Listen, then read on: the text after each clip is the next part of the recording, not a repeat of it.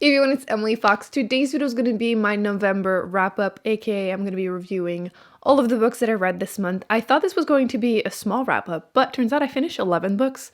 To be fair, almost a third of these, I ended up reading all in one day when I did my 24-hour reading vlog, reading your saddest book recommendations, and I was so confident in that vlog.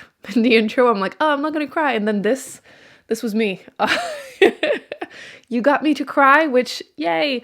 I mean, it's a good thing in that case. So let's go through the book that I finished this month. You know what? Let's talk about this vlog first because might as well.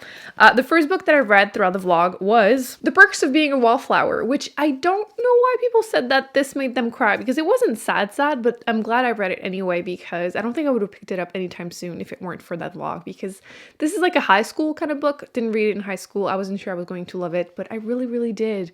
It took me a little while to get into the narration because the character, you don't know if there's anything wrong with him.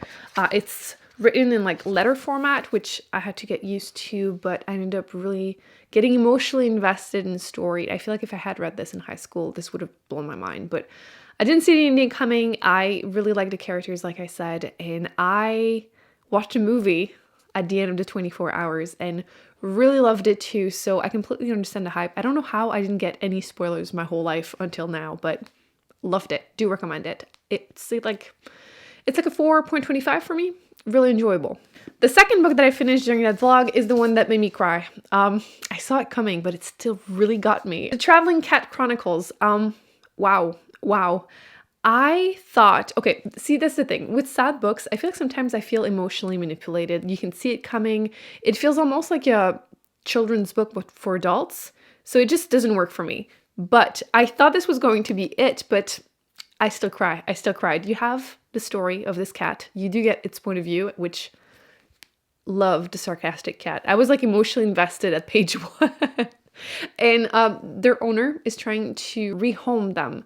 And you're following their journey as he's going from like childhood friend to childhood friend. And you get their backstory, how they became friends. And then you get to the ending, which again, I saw it coming, but I still cried. So if a book makes you cry, you know it was good. So yes, I think I've rounded it down to a 4 on Goodreads, but I'm going to go ahead and change it and round it up because I didn't expect that. And it's the only book that made me cry this year. So it deserves the 5 stars. It's like a 4.5. It was great. Pick it up. It's not too big either.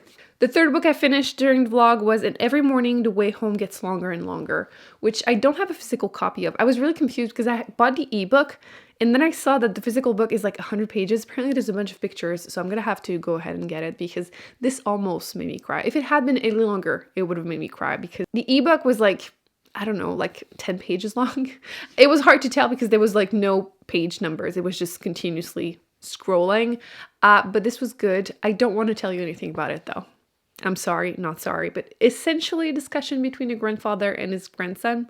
That's all I'm telling you. You don't want to know. You just have to experience it and you might cry. You might cry. The next one I read was also a high school book. I think a lot of you cried in high school, of Mice and Men by John Steinbeck. This is my second book by him. I read East of Eden early this year. Really enjoyed it, so I was looking forward to trying something else. This one is really short. It's like 100-ish pages, and I enjoyed it. It's just miserable. It didn't make me cry, kind of miserable, just makes me depressed, kind of miserable. You have these two men traveling together. They're poor, they're trying to make money. I want to tell you nothing else. You have to experience it. And yes, if you want a book that makes you feel really empty after, it worked. It worked. It's like a 3.5 stars. So that was the last book that I finished during that challenge. I did listen to the audiobook, A Good Girl's Guide to Murder, which is a YA mystery.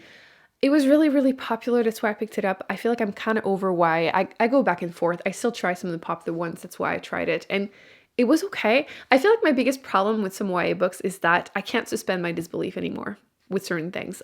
In this case, you have this young girl, and for her big project at the end of high school, she decides to reinvestigate what happened because a couple years prior, this young girl disappeared. The police is suspecting that she was murdered by her boyfriend, who ended up unaliving himself.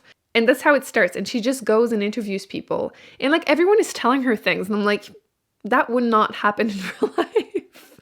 And then she puts herself in a lot of danger, like interviewing people late at night, like dangerous people, like drug dealers. And I'm like, come on. She's supposed to be like the good girl and she's doing all of this. It's like, I couldn't suspend my disbelief. It wasn't bad, it just not my thing. 3 stars. It wasn't bad, just, you know. One of my challenges this year was to try and catch up and or finish as many series as possible. I did do a whole video about it. I'll link it at the end or on the screen, but I finished The Girl Who Kicked a Hornet's Nest, the last book in the Millennium Trilogy. And I looked into it. I feel like people keep debating in the comment section exactly how it happened, but basically the author wrote the first 3 books of a 10-book series, what he wanted to be a 10-book series, and he passed away before they were published. And I think that's why book 1 is so much stronger than the next 2, especially this one. I still really like the journalistic investigation. I think that's definitely the strength. But I feel like the main character, the main male character, annoyed me a bit in book 1.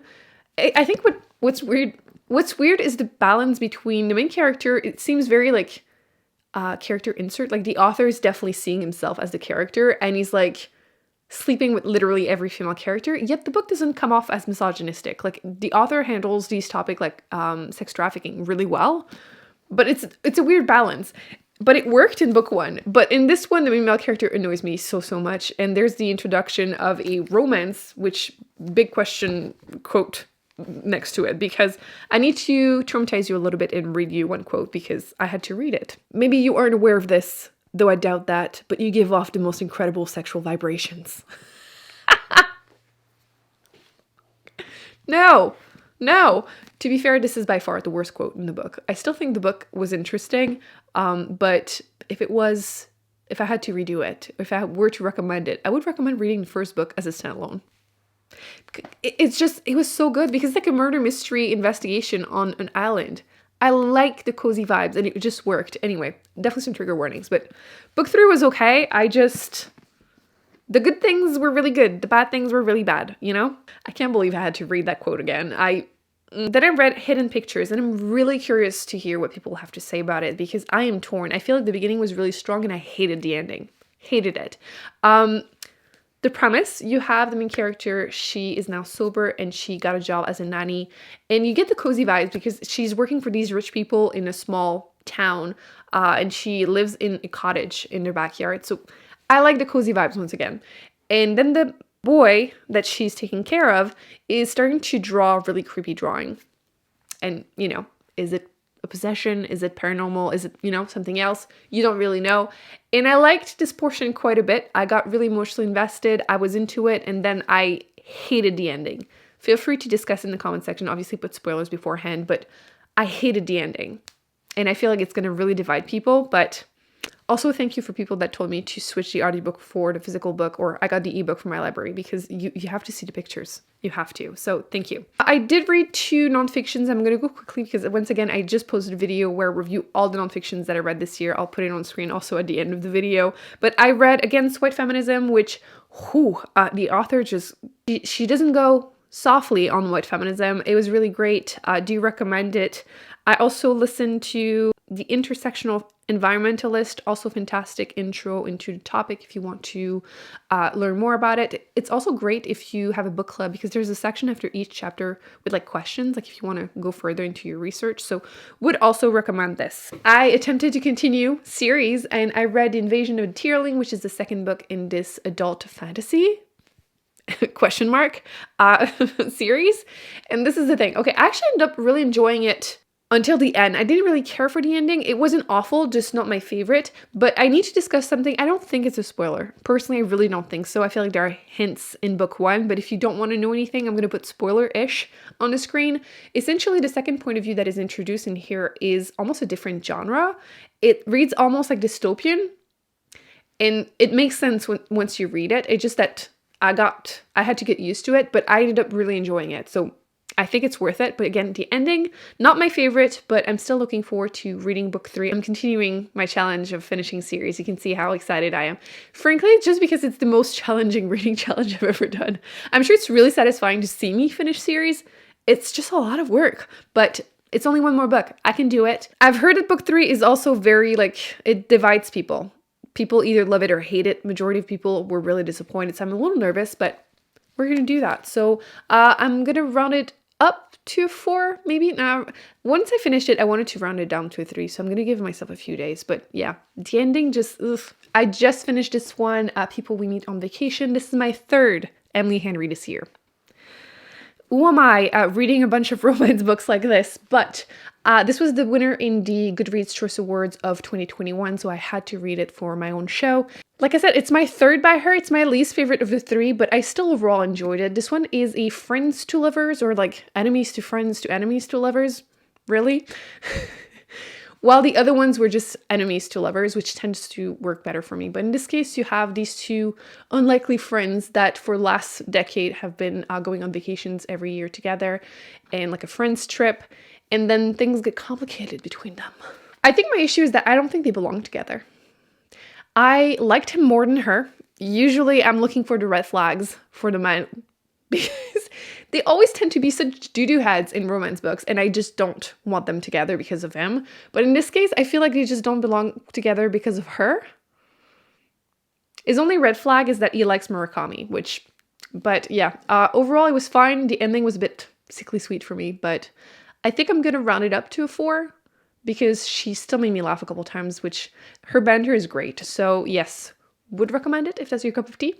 I mean, it did win the Goodreads Choice Award of 2021, so it's popular.